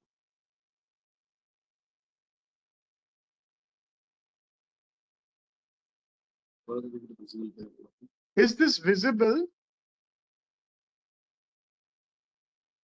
Yes. Yes, sir. Is it visible? It is visible. Yeah, I'll just. Yeah, but so a lot of things would be repetitive, but I would just like to, when we talk of Tripura, I would just like to take you back a bit. Particularly when we talk of Tripura, we really need to know about the pre-independence scenario, particularly because a lot of issues that we face today in Tripura is because of this. This is the pre-independence map of Tripura, where Tripura stands with a yellow mark, and that is obviously no point in repeating all these. Tripura is, when we talk of tourism, Tripura stands unique to be the only state capital with an international check post. Now, regarding when we talk of the size of the Tripura, see, at large, when we are talking of Tripura, and probably it is very obvious that we talk about the northeastern region at one go, and Tripura is an important component of the northeastern region. But what has happened? Various policies has come in the last 15, 20 years, particularly to facilitate the industrialization aspects. But Tripura could not catch the bus in the regular it was Sikkim who took away that. But still, Tripura stands to gain in a lot of ways. There are opportunities of Tripura to improve in the SDG goals. Many of the indicators, in most of the indicators, we are much below the national average. And even in terms of the real per capita income, we are right now contributing around 92% of the country's average. Okay, and it is much lower than 2 or 3 other northeastern states. Tamali brought in about urbanization. Yes, urbanization has been growing in Tripura, but the State of Cities report shows that within the northeastern region also, Tripura's ranks at the 4th position with an index score of 42.6%, with several of the urban indicators where we are lagging behind and which request a lot of attention. But to me, things which we really need to ponder upon, obviously, the issues of state finances have been dealt pretty in depth with by Mr. Kiran Gitte. But yes, we really need to focus how do we increase the state's own tax revenue, because otherwise we have to depend on borrowing, and to cut down on borrowing, what happens is capital expenditure suffers. Migration remains a contentious issue. For various issues, there has been issues of in-migration, and that is why I started off with the pre-independence map. But of late, and particularly for the last 20 years or so, we see a lot of out-migrations. And this out-migration is mostly because of aspiration arising due to the limited economic opportunities. And today, even today, we have 2 of our speakers who are migrants, who are out-migrants. And that is because of economic factors, that is because of aspiration, that is because of better opportunities. But to me, another major issues remain the border issues. You have seen, we have all seen how Tripura situates, and security and usage and misutilization of resources for being a border state is something which is a factor to Tripura's economy. Migration, I don't want to go deep into it, but yes, migration remains. But what do we see is that most of the migrants from Tripura is to the mainland. But within this, okay, I skip it. We are already late on it. But this is how we stand, and we see Tripura bounded by Bangladesh on all 3 sides. Very well known to all of us. But of late, particularly in the last 3-4 years, this location is something which has been creating a lot of interest. And this interest is because of the international connect, because of the strategic location, because of the international forums arising from the ASEAN, BBIN, BIMSTEC, Free and Open Indo-Pacific, Indian Ocean Rim, Big B, so all these initiatives. And it is here where we find a lot of interest coming in Tripura, particularly not just from local people from mainland India, but also from a lot of people from other countries, and particularly from other Asian countries. Why is it? It is because of this. Probably this was considered to be a potential game changer. This is the Moitri Setu on Feni River, which Tamali was referring. This is expected to connect Tripura to Chittagong through Shabrum, the southernmost town, and we had been building up a lot of hopes, lot of aspirations for Shabrum being emerging as the potential entry point to the entire Northeast, and that could have really changed the way the economy of Tripura functions. But 5th of August 2024 is a major event which really has put a spot on this aspect. Yes, but still, obviously, we cannot lose hope, because international politics, a lot of things happens, and we are ready. We are ready. Tripura is ready. Government of India is ready. If we can really get things correct, we can really have a different dimension, and that can change. But obviously, it is important from the traditional point of economics. We really need to look upon the opportunities from abroad, which for investment, when we talk about the value chain, rubber, bamboo, yes, for rubber, I would just like to add, Tripura accounts for around 1 lakh hectares of rubber plantation. It is second largest after Kerala, but the productivity of natural rubber in Tripura is lower than that of Kerala, but the cost of production is low because of cheaper labor. But still, we are yet to see much investment in rubber goods manufacturing. This is a potential area. Now, this is where we can really harp upon, and it is not the traditional heavy-duty rubber goods, but there are small, finer rubber goods, rubber used finer materials, which we can really, but obviously, we have to keep note of the environment. Health infrastructure, there has been attention, but what we see is what I feel upon when we talk about the human capital. We see a lot of boys and girls from Tripura and the entire northeastern region working across the country in the wellness activities. Why is it that the northeastern region and particularly Tripura do not emerge as a wellness destination? Medical tourism has an opportunity, but I am more prone towards education. There has been initiative from the government of Tripura to set up a lot of technical institutes, and some private investments have been coming up. But I particularly would like to focus more upon middle-level educational institute, particularly because of the existing human capital that we have. We do not have many technocrats. The well-endowed technocrats have moved away from the state, and we do not have the infrastructure to call them back right now. But what we have a lot of degree holders who can cater to the middle-level educational sector. Can we really think of possibilities of tie-up with big residential campuses across the country to have their centers in Tripura? The environment in Tripura is much better, the climate is much better, and we can really, we know what wonders this residential campus have done to places in Uttaranchal, maybe 100 years back. But why is it we can make a start here? Obviously, Tamali has spoken about tourism circuits. We need to really invite homecoming, particularly because of the lack of trust towards China, which has been increasing over the years. CapEx, the government is doing, but we need to ensure that this results in crowding it.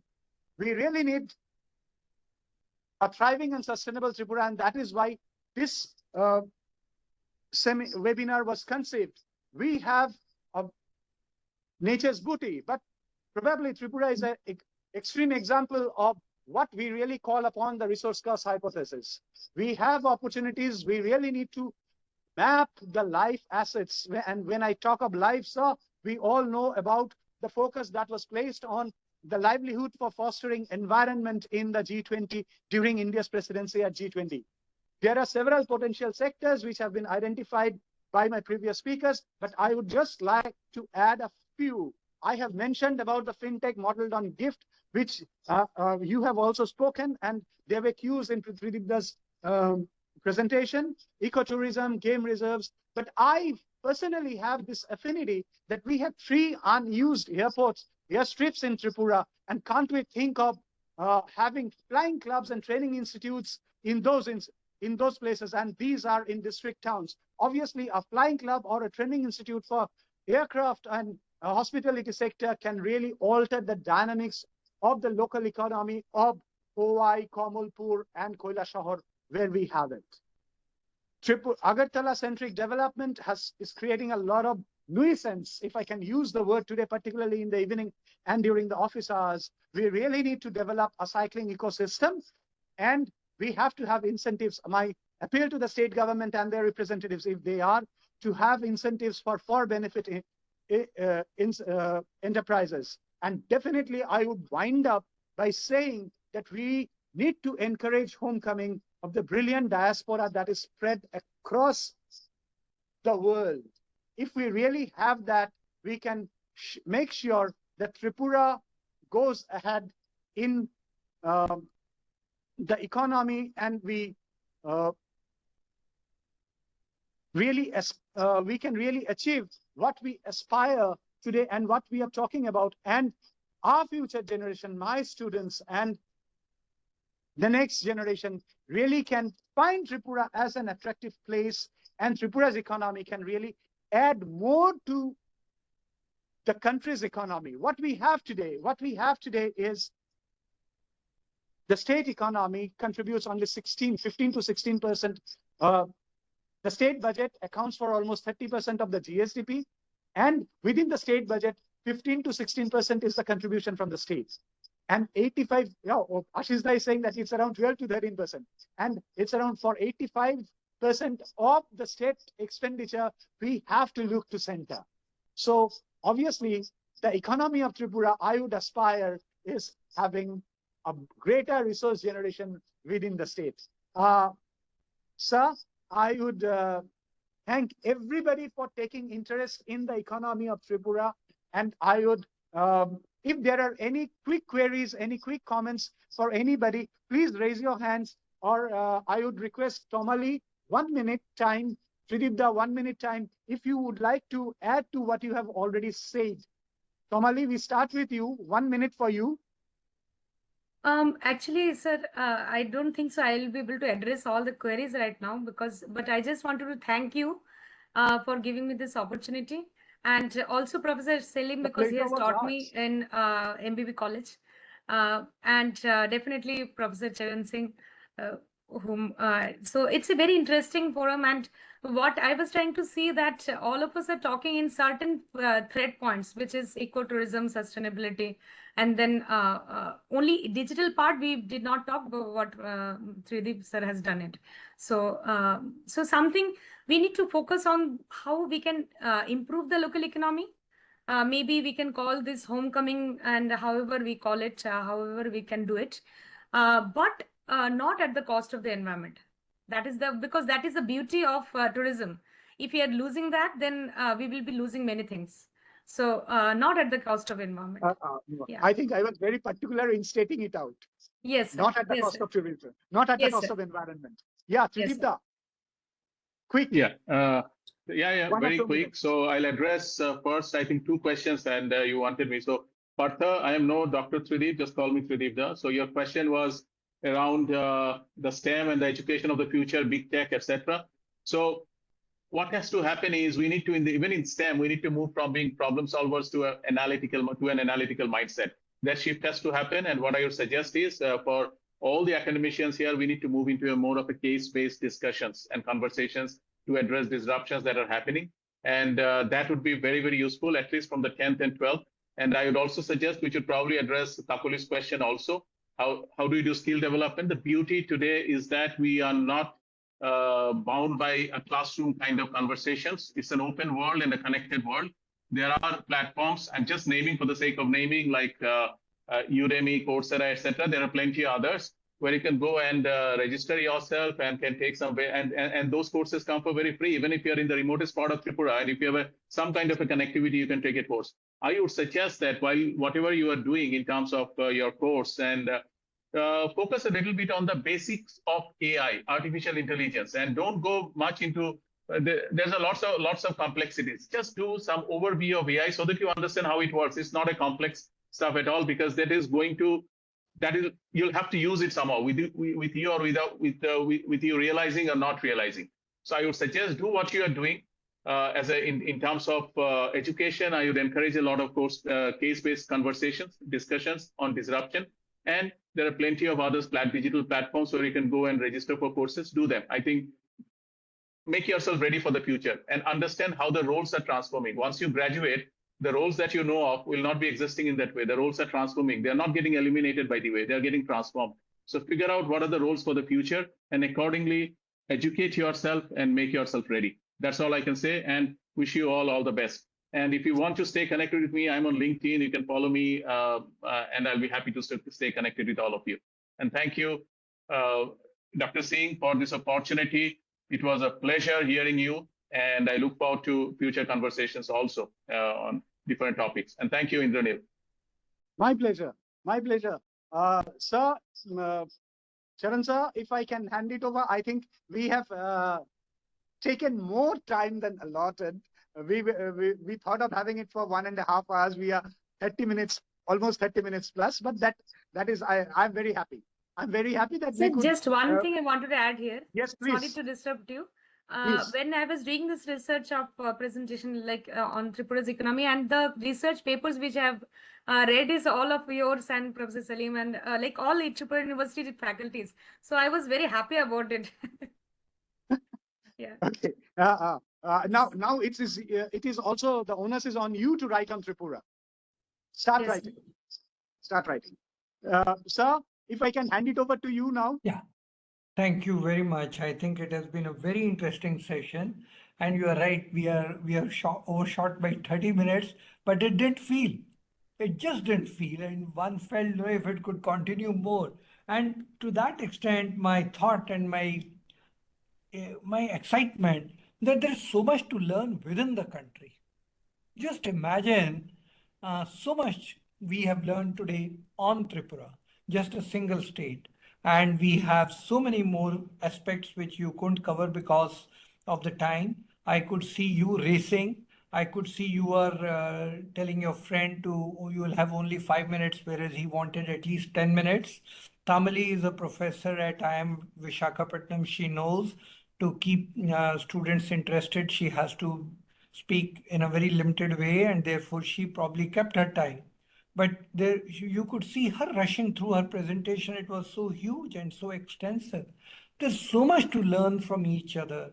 And we, I don't know why, always look to go to Trump and learn from him. Whereas within our country, there is so much to learn and so much to do. So I want to thank you, Professor Indraneel. That was brilliant. You brought a very good team along with you.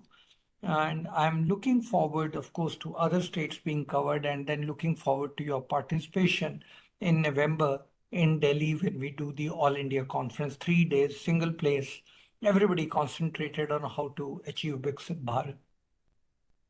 I want to now introduce you to the next week topic. It is a very beautiful topic. There is a book written by former Niti Aayog Vice Chairman, Mr. Rajiv Kumar, Everything All at Once.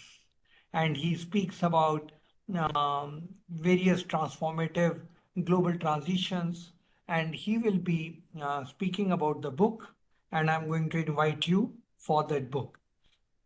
So I would invite you next week, 3:30. Today we started at 4. Next week on 8th August, 3:30, and we discuss the book. Somewhere down the line, we will have to discuss about tariffs and the US and India. My own feeling is that time to stand up and say, fine, 35%, 25%, penalties, sanction, thank you. We are a world by ourselves. We have so many states within us. We are a continent-sized, different culture.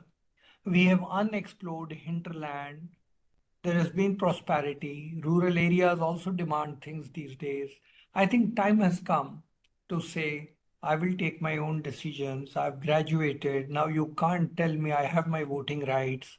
I will deal with Russia or not deal with Russia. I'll buy Russian oil or not buy Russian oil. I think it's time to say that we are a country which can handle our interests. So these are my thoughts, but I'm sure everybody has other thoughts or more thoughts. I also think in a country of our size, maybe a different strategy, maybe more diplomatic way of handling things may be required. So in the next few days, because our slots are booked till end of November, so I don't know whom to request to vacate a slot and do this tariff war, or to have it on a odd day. So I'll let you know, but I'm thinking of quickly, because we are a think tank which believes in policy advice and research-based policy advice. So I would like academicians and thinkers to contribute in this thought process. So I'll keep you informed. As of now, we are doing August 8th, the book by Mr. Rajiv Kumar. And in between, in the next 8 to 10 days, we'll have another discussion on tariff and India. So stay on the lookout. And once again, thanks to each one of you, the chair of the session, the panelists, the people who asked questions. Thanks to each one of you to have been with us.